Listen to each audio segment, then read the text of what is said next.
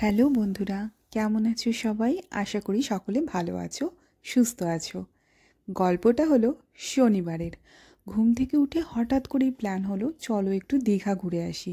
যেহেতু আগে থেকে কোনো প্ল্যান ছিল না, তাই খুব চটজলদি ঘরের কাজকর্ম যেটুকু সম্ভব সকালবেলার করে নিয়ে আমরা দুজনে মিলে বেরিয়ে পড়লাম দীঘার উদ্দেশ্যে। রাস্তায় হালকা করে একটু ব্রেকফাস্ট করে 1:15টার মধ্যে আমরা পৌঁছে গেলাম দীঘায়। দীঘায় প্রবেশ করতে প্রথমেই জগন্নাথ মন্দিরের এই গেটটা দেখে মনটা ভীষণ ভালো লাগলো। খুব সুন্দর বানিয়েছে কিন্তু। এরপর আমরা প্রথমেই আগে চলে গেলাম সমুদ্রে স্নান করতে। আর হ্যাঁ, খুব খিদেও পেয়েছিল, তাই লাঞ্চটা করে নেওয়াটাও খুব দরকার ছিল। লাঞ্চের পর আমরা ভাবলাম চলো একটু সমুদ্রের ধারে গিয়ে বসি। 2 মিনিট বসতে না বসতেই এমন ঝোড়ো হাওয়া আর টুপটাপ বৃষ্টি শুরু হলো যে পুলিশরা আমাদেরকে বাঁশি বাজিয়ে সবাইকে ওখান থেকে সরিয়ে দিল। এরপরে আমরা গাড়িতে এসে বসে পড়লাম যাতে বৃষ্টিতে না পড়তে হয়।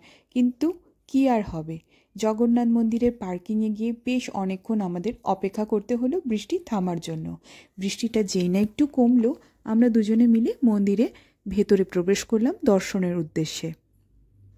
মন্দিরটা ভীষণ সুন্দর বানিয়েছে, আর এত সুন্দর পরিষ্কার পরিচ্ছন্ন শান্ত পরিবেশ যে মনটাও খুব ভালো হয়ে গেল। ভেতরে ভগবানের দর্শনও ভীষণ ভালো করে হয়েছে। আর এরপরে আমরা ভেতর থেকে প্রসাদও পেয়েছি, সেইটা নিয়েই কিন্তু বাড়ি এসেছিলাম। সঙ্গে সঙ্গে ওই সময় পতাকাও চেঞ্জ করা হচ্ছিল, সেই দর্শনটাও খুব ভালোভাবে হয়ে গেছিল। এত সব কিছুর পর যখন বাড়ি ফিরছিলাম, রাস্তায় পেয়েছিলাম প্রচণ্ড জ্যাম। আর তার জন্য বাড়ি পৌঁছাতে পৌঁছাতে সেই রাত 11:30 হয়ে গেছিলো, যার জন্য শরীরটা ভীষণ ক্লান্ত হয়ে গেছিলো। আজকের মতো